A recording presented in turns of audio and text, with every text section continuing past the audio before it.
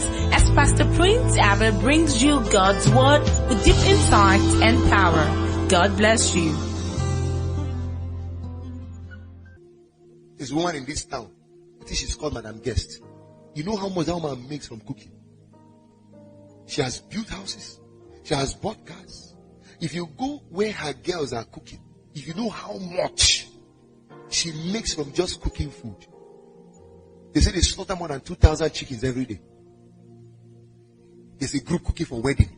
There's another group cooking for burial. Another group is cooking for government. Another group is cooking for a naming ceremony. Another group is cooking for what have you,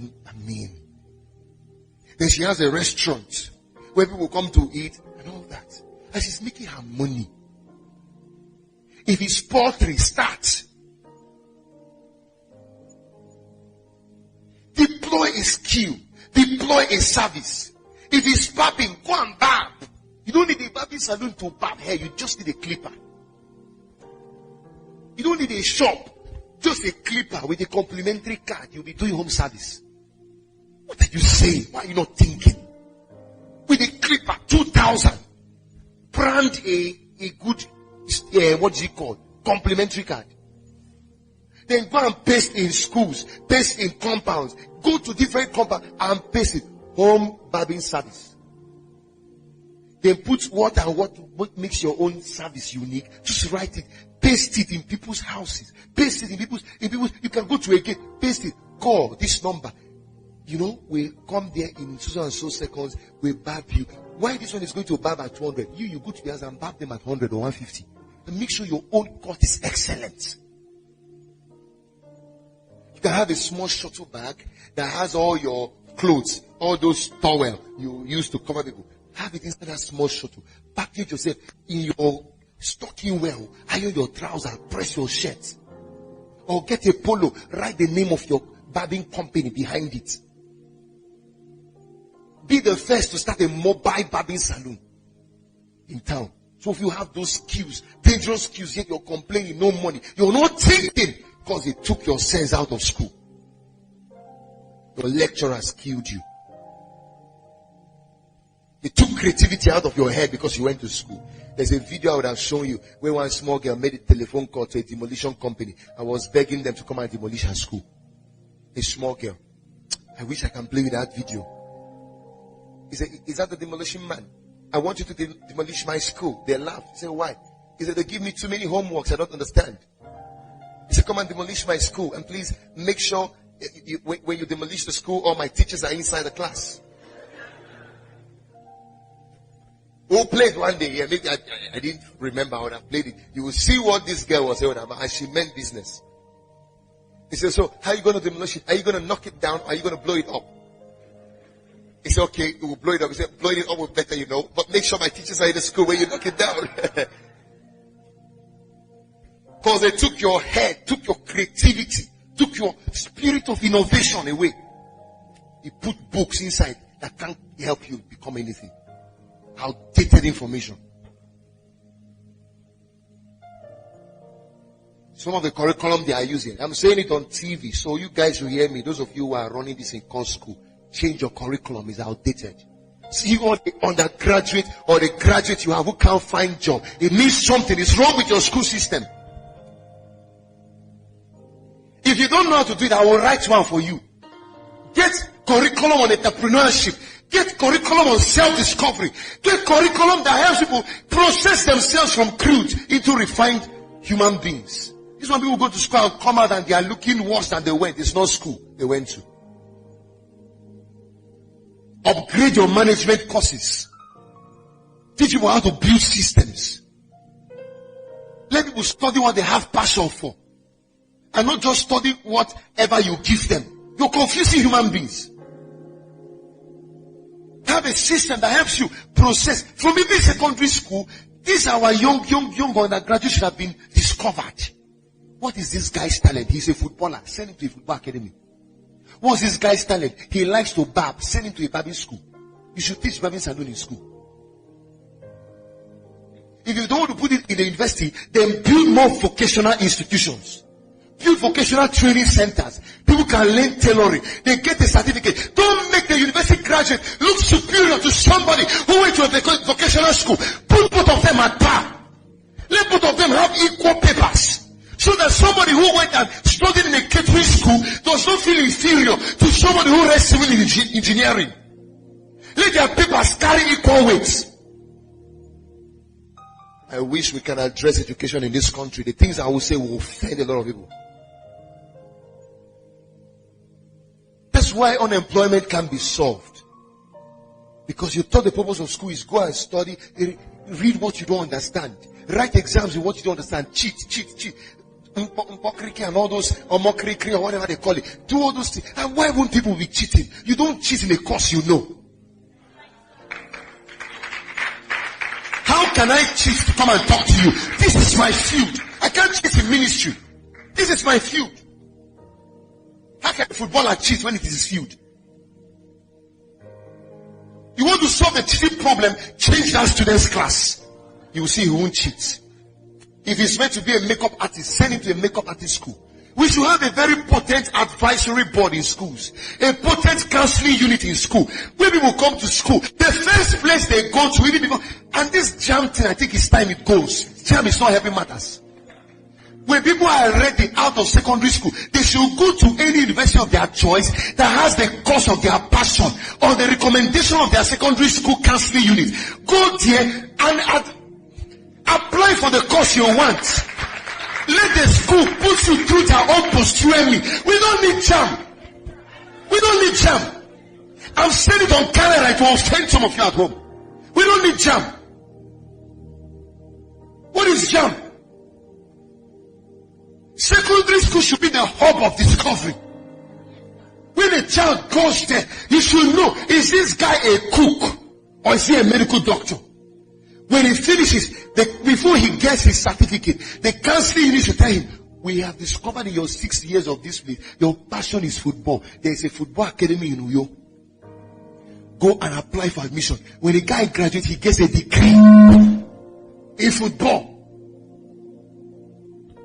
We found out your own is makeup art. There is a professional school, so and so place. Go and apply.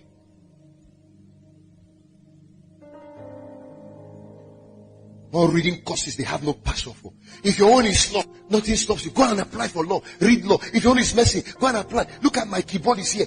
He does more of music than medicine. What is he doing in medical school? See, he's doing a concert next week. Is that next week? See, it's next week. He's the organizer of that concert. Put up that flyer. What is a medical student doing with concerts?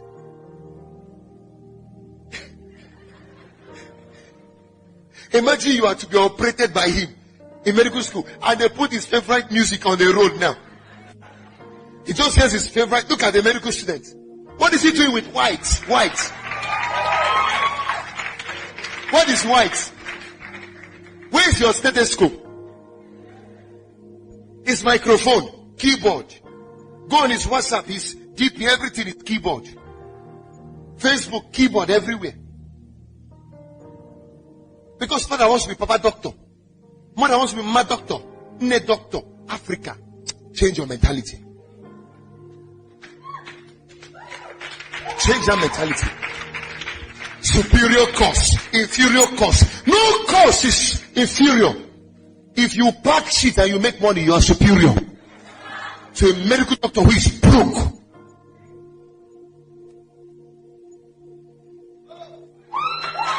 That's the way this thing should be. Then you see they put divide and rule, discrimination lines in society. The one who read geontology is feeling inferior to the one who read law.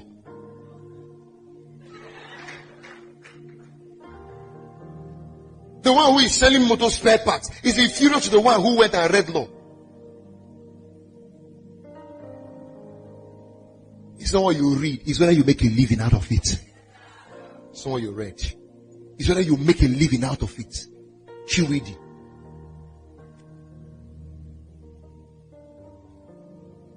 If we change this stuff, we would deal with this problem of poverty in our society. Deal with it. We need to overhaul our educational system.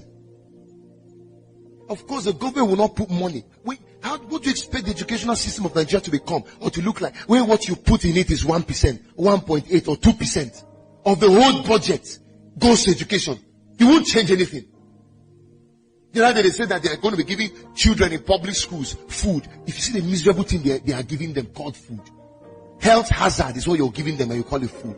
One nonsense bread. They showed a video of where the woman was slicing the bread and the nonsense stew. Is that the kind of future we're going to raise? See what you're doing to your children. There are public schools in this country where children still sit on the bed floor. Cannot afford sandals to go to school. Can't afford a textbook. And we call this a country.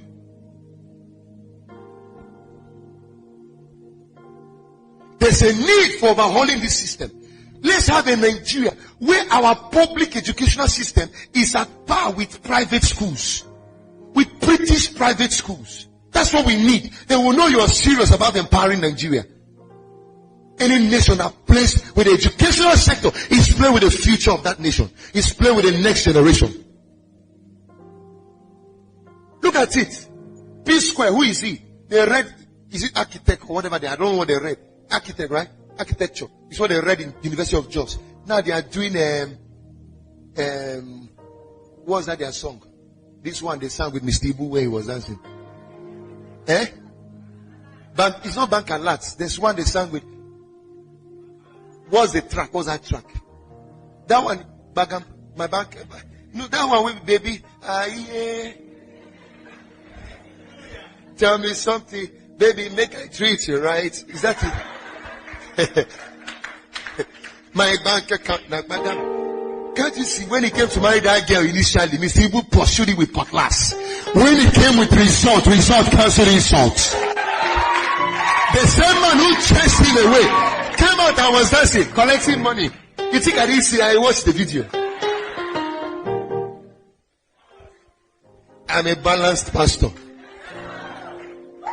I learned from some. I said, look at this man. He read that kid. Now he's making money with, and professors put their TV to watch. You see, I wanted to confuse that guy's destiny with architect. Many of them, entertainment. Children they call Whiskey was in London the other day to sing. My brother was showing me on the phone. If you see the crowd in London, then see the likes. Me, I stay feeling jealousy. Bo was in London, just came out. Yeah. All the beautiful ladies in the house, let me hear you say, yeah, yeah. I said, see how all the likes and the comments were through. They were going like water, like bees. Oh, Whiskey, you kill them all. Oh, Whiskey this. Oh, daddy, oh, you know. You're legend of music. Number one. I said, maybe the guy don't even get paper. Maybe he doesn't have a degree yet. Does he? He doesn't have a degree yet. Look at Two-Face. Maybe he doesn't have a degree yet. Look at the small Whiskey of the boy. But professors and graduates are in his hall, snapping him. And the guy is flying. You know how much that guy is worth now? Some of you in music here, you have to break into your calling. Get rugged. Your money is waiting for you there. Can I close you? Very quickly. Deploy a skill. Solve problems. Whatever it is. You are a makeup artist. My friend, that's money. Stop making up yourself alone. Bill Gates told his school that they were years behind him. He was trying to develop something that would turn the world's future around. And they were telling him, my friend, it can't work. He jumped out of that nonsense boat. Went and created it. The world is using it today, including the same Harvard. Microsoft. Prove a point to your word. Today, they are teaching you guys entrepreneurship in university they don't understand. And they're using Dangote as a reference point. They're using Adem as a reference point. Sure, that's what they do. So they are deceiving you guys. Why is the professor not using himself as a reference point? They now know they don't have a solution. All they've been teaching you in school is rubbish. Why did they bring entrepreneurship in your school? And they're using Dangote as a reference point, using Adenuga as a reference point. Did they go to school? Go to school or graduate, but please don't allow that nonsense infect you. Get the paper for people who need to see paper. But you know that's not the main thing. Credentials don't equal potentials. Get the paper because your word likes paper. For the word, get it. The more went and got his music paper, gave the father, go and practice the medicine now. I'm going back to music school. This morning before I left my house, I was listening to him. I said, look at what they would have turned a music minister to if he ended up a medical doctor. Look at Dr. Paul Enenche. Who would have known him as a medical doctor? The man has always been a preacher by calling. He went to medical school, read it. Where is his medical certificate? We tell ourselves a lot of white lies. We don't want to be told the truth in this country.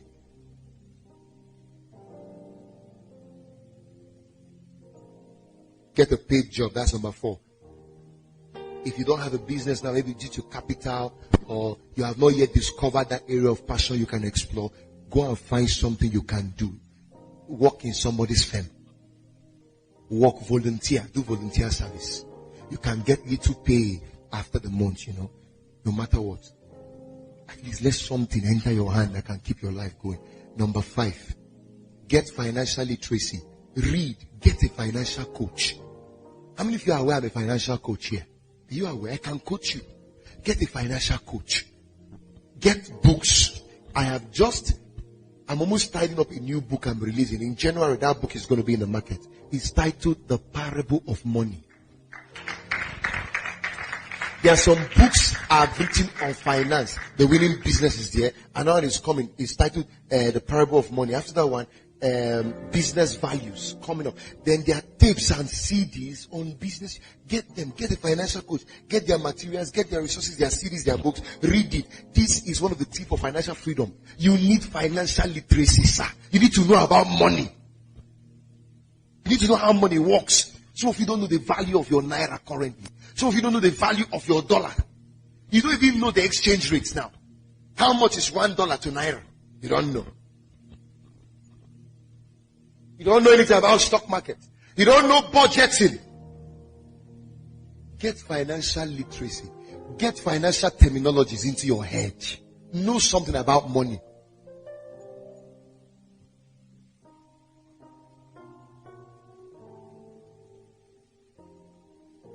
Attend seminars on money. Financial seminars.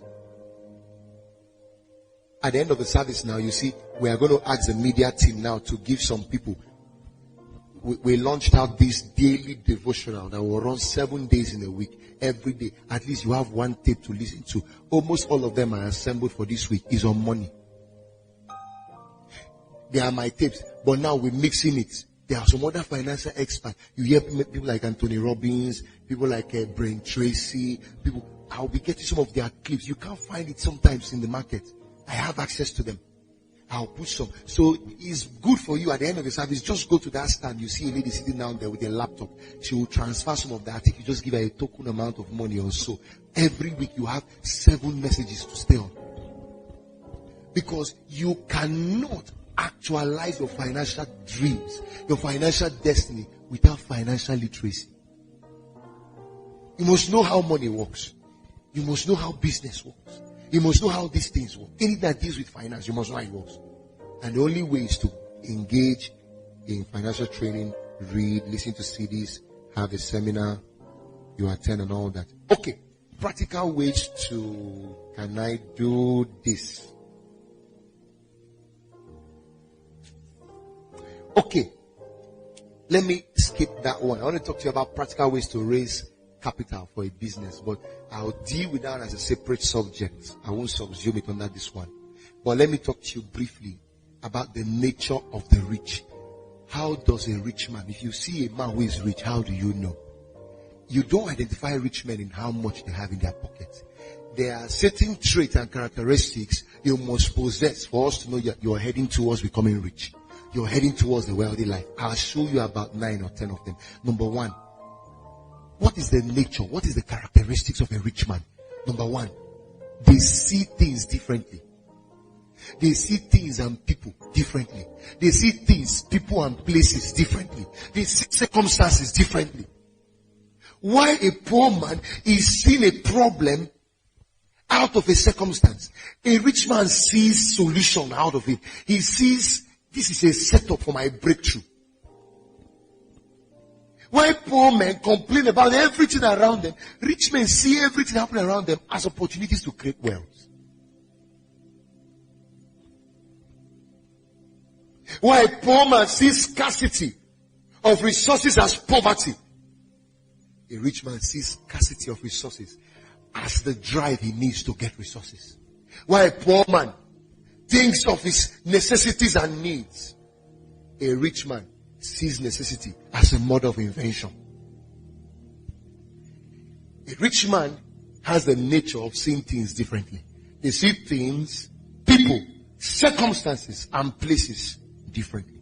When they step into an environment, the first thing they recognize there are the problems that need solution. They don't just see problems as problems. They see problems and identify the solutions for the problem. Because either ways, you can't make money until you solve the problem. You cannot. You can't create wealth until you solve a problem. So problems are proof of opportunities for wealth creation. They see things differently. I won't explain this thing so much. Number 2, they take risk. They take dangerous steps. Risk. Hear this. The lack of money is not as dangerous. It's not as serious. It's not as... God, give me vocabularies. It's not a serious matter as the fear of money. The fear of money is more dangerous than the lack of money. Do you know why people don't ever become rich? They didn't take risks. They don't take risk. They are scared. If I venture, what if? What if they laugh at me? What if the business fails? What if I don't succeed? What if? What if? Too many what ifs. And they end up not taking one step. They don't take steps. They don't take risk. The only guarantee for great heights is great steps. Steps you don't take are victories you don't get. They are risk takers. A poor man sits in his house and tell you there's a lion in the road, I won't go out today. A rich man says there's a lion in the road, I'll devour it today. That's why I like the spirit of Peter. Master, are you the one walking on water? Yes, I'm the one. If you don't want, tell me to come. Oh yeah, come. He jumps out and starts walking.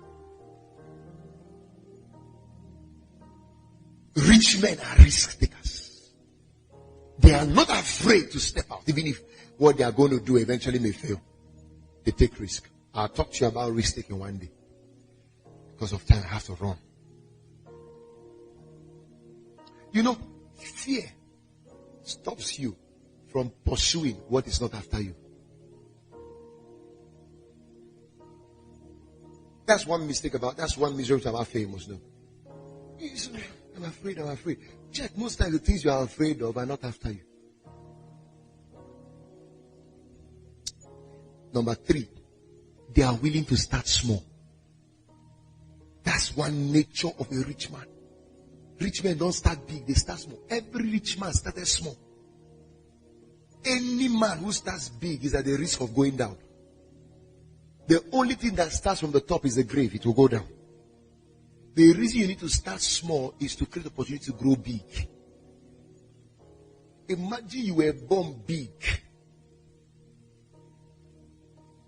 Where is now space for growth? You were all born small. But you now see you had more opportunities to live, to grow, to learn. That's the beauty in starting small. Rich men are willing to start small. That's one of their natures. Number 4, they are continuous learners. They read. They are continuous learners. They read. They are always around mentors. They're always asking questions. They're always attending seminars. They're always attending anything that will help them liberate their financial crisis. Liberate them from financial crisis. They are continuous learners. Even when they walk to learn. They don't just walk to earn, they walk to learn. That's a rich one. Number 5, they have resilient spirits. That means they have bounce back spirit. They don't give up in the face of obstacles, even in the midst of failure. When it seems like they have lost it all, they have the ability to bounce back again. Thomas Edison is a good example. Failed thousands of times but kept trying. When he was asked why he failed, he said, point of correction, I didn't fail. I only learned several ways the electric bulb cannot be invented. Either way, a man who is doing nothing and succeeding is not better than a man who is doing something and failing. Hear this. I prefer a man who is doing something and making mistakes in it than a man who has not made a mistake doing nothing. You know why it is important for you to do something? Even when you make a mistake, at least you'll learn something. The beauty of doing something and making a mistake is that you're learning experience. And you know, experience cannot be learned in classroom. You learn knowledge in classroom. You learn experience in practice. That's why no matter how professorial you are in architecture, a man who does the job on the field has experience more than you. You may have the theory.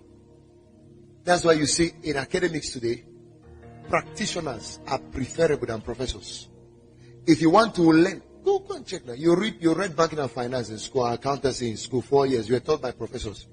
1 year ICANN you did with a practitioner in the field of accountancy or banking and finance will sweep everything you read for 4 years from professors from your head. Because this guy is not just teaching you paper. He's using his practical experience to teach you. Using what is obtainable on the ground to teach you. While the professor is teaching you with what is obtainable on paper that may not be obtainable in life anymore. The practitioner is one who is practicing. He's teaching you what he's currently doing. The current trend. That's why you can't compare your universities to LBS, Lagos Business School. The people you have in Lagos Business School are practitioners. Your lecturers, they're practitioners. You can't compare what you study in accountancy with what you study in ICANN. Somebody with a PhD in banking and finance cannot beat a man with ICANN, with just somebody who has a first degree and an ICANN. With your PhD, you cannot beat a man who has an ICANN with a BSc. Because what he knows is without the classroom. He's showing you practically how this thing works in real life.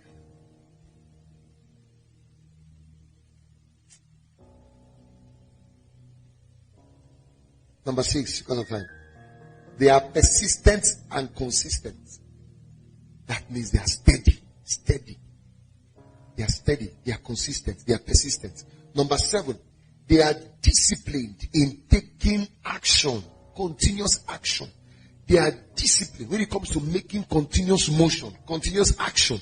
They don't just start today and tomorrow they are sleeping. Daily, they keep moving towards their goal. Daily, they keep, no matter how small, what is important is keep making progress. Are you hearing what I'm saying? No matter how small, what is important is keep making what? Progress. So they are steadily on the move. And that's the only way to achieve growth. Sometimes, you don't know how close you are to your breakthrough. Because you think you're not making progress, you give up. It is not the fastest most of the times that wins the race. It is the steady. Is somebody hear what I'm saying? It's not necessarily the fastest that wins the race most of it. It is the steady. Number 7, they are disciplined. Okay, I've mentioned that. Number 8, they are thinkers. And you know how they think? They think big. They are thinkers. They are think tank.